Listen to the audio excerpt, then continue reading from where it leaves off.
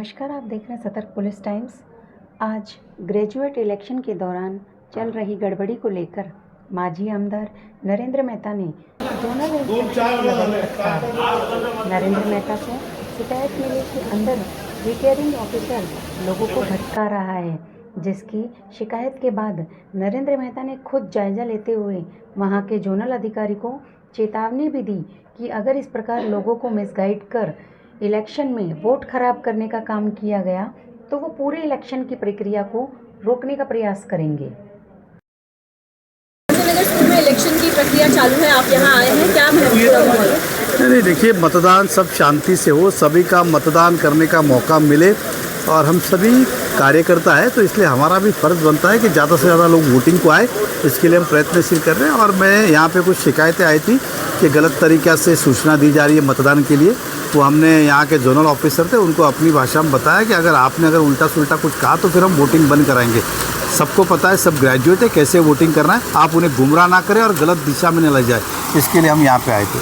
देखिए, यहाँ पर सुबह से हम यहाँ पर चुनाव की इस प्रक्रिया में शामिल है। यहाँ पर सुबह पहले एक तकरार रही थी रूम नंबर 10 से, जिसमें उन्होंने कोई जो अधिकारी थे उन्होंने बैलेट पेपर के सामने हाथ रखकर बताया कि आपको 1-2 ऐसा लिखना है।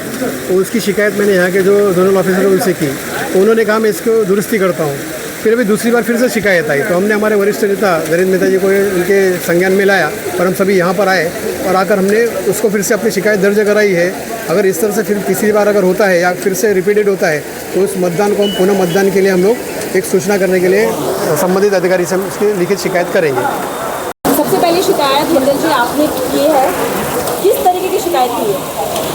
हम लोग जैसे कि बाहर बूथ लगाए, वहाँ पे हम लोग खड़े थे हेल्प के लिए, तो वहाँ पर कौशिक नाम के एक वोटर आए और उन्होंने बोला कि मैं जब अंदर गया 10 नंबर के बूथ में तो वहाँ पर मुझे बोला गया कि आप जो नंबर है उसके सामने नंबरिंग के हिसाब से आप वोट कीजिए।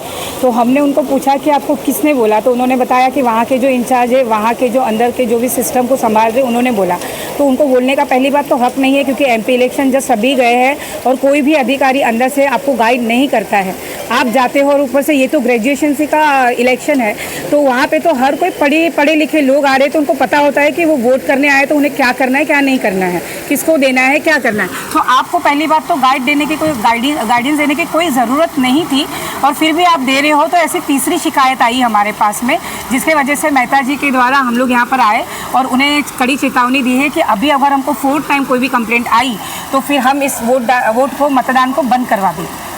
इनकी प्रेफरेंस किस तरीके से, ये मैं आपसे जानना चाहूँगी। नहीं, प्रेफरेंस किस तरह से मैं बता नहीं सकता है, लेकिन ऐसा है कि हमारे जो पहले पसंद का जो कैंडिडेट है उसके सामने हमको 1 लिखने का है, दूसरे पसंद के कैंडिडेट को 2 लिखने का है।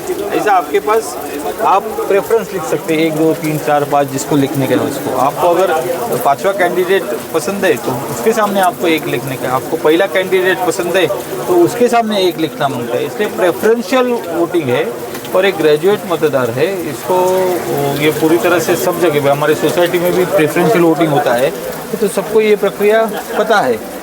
अगर इसमें कोई खड़े रह के अगर उसको बताने की वहाँ पर अंदर कोशिश करता है तो वो गलत है, अगर नहीं होना चाहिए। और बाहर पोलिंग स्टेशन के बाहर अगर हम किसी को पूछते तो उसको वो तो एक कन्विंस करने का है। कोई अधिकारी है उसने नंबरिंग के लिए किसी को अलग तरीके से कुछ गाइड किया है। हाँ, मैंने तो ये अभी आपके माध्यम से मैं सुन रहा हूँ।